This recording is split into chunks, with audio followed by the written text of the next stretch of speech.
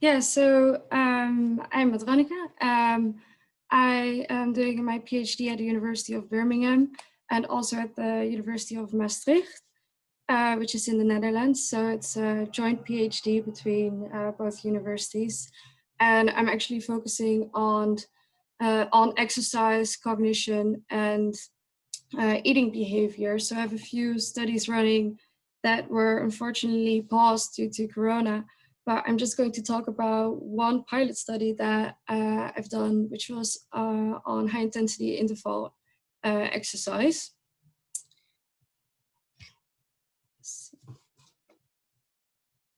Yeah. So physical exercise has numerous beneficial effects, as we saw before, including cardiovascular functioning, muscle formation, and metabolism. We also know that exercise has extensively been linked to positive neurological and cognitive functioning effects. So in humans, there is an association between aerobic capacity and hippocampal plasticity and memory.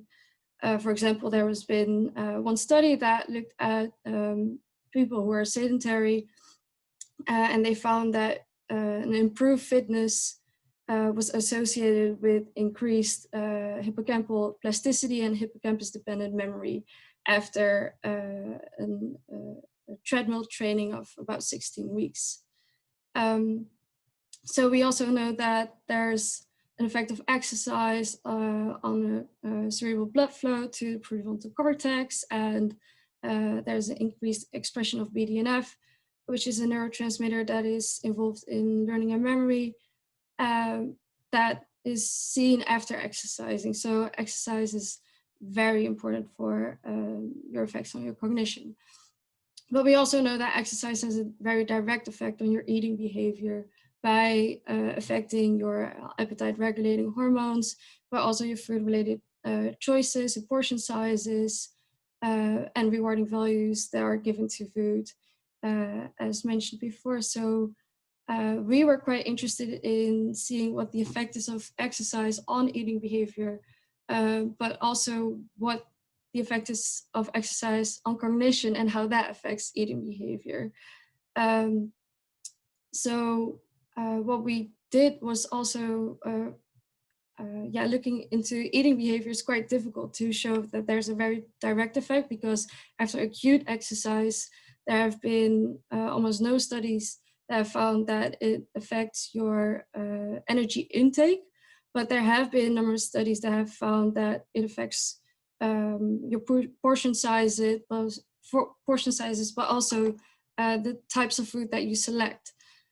So for example, after exercising, people tend to select more healthy items compared to very unhealthy items.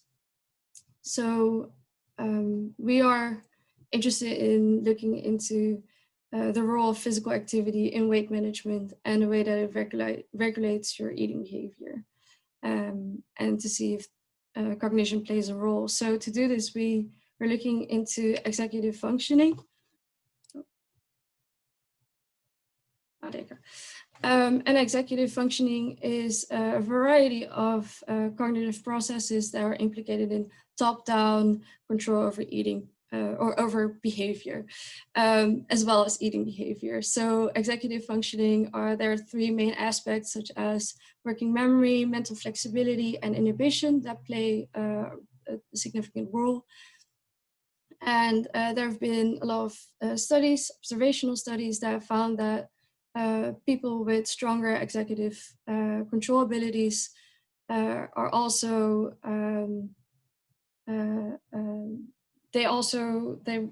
it's associated to reduce consumption of calorie dense snack foods. So we know that all these three aspects of executive functioning have a different role in eating behavior. For example, with working memory, we know that it contributes to an individual's capability of persisting with their long-term goals, such as healthy eating and resisting short-term desires that are not in line with their long-term goals. And just for the sake of brevity, I'm just going to focus on inhibition. So we know that inhibition is very important for, well, your eating behavior and your control throughout the day. But there have been some studies that found that a poor inhibitory control is associated with an increased consumption of unhealthy foods, but it did not affect normal healthy foods.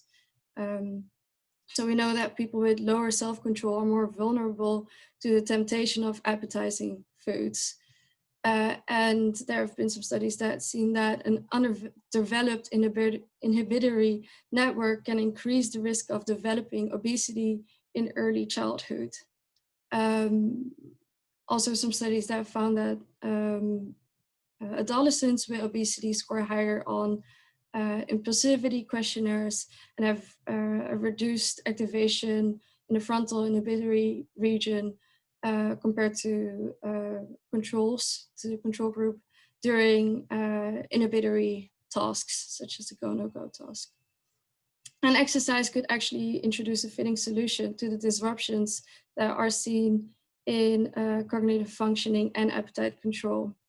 So we focused on high intensity interval exercise, just because there are multiple studies that have shown that it can actually be more promising than moderate continuous exercise. So high intensity interval exercise, it changes between the intensity of the exercise and is usually between 60% of your VO2 max and 90% of your VO2 max for a period of 30 minutes, for example. And there was this one study that looked into high intensity interval exercise, and they found that on a measure of inhibition, which is Stroop, they found that there was a sustained effect on their inhibition compared to a group that did moderate continuous exercise. So we also tested this in our lab, and we've seen that we compared a resting session with people who did a moderate continuous exercise session and a high intensity exercise session, and we saw that indeed after high intensity interval exercise, they were actually better at performing on this task of inhibition compared to people who are on a moderate continuous exercise training. So basically the take-home message here is just that there are different types of exercise that can have different types of effects.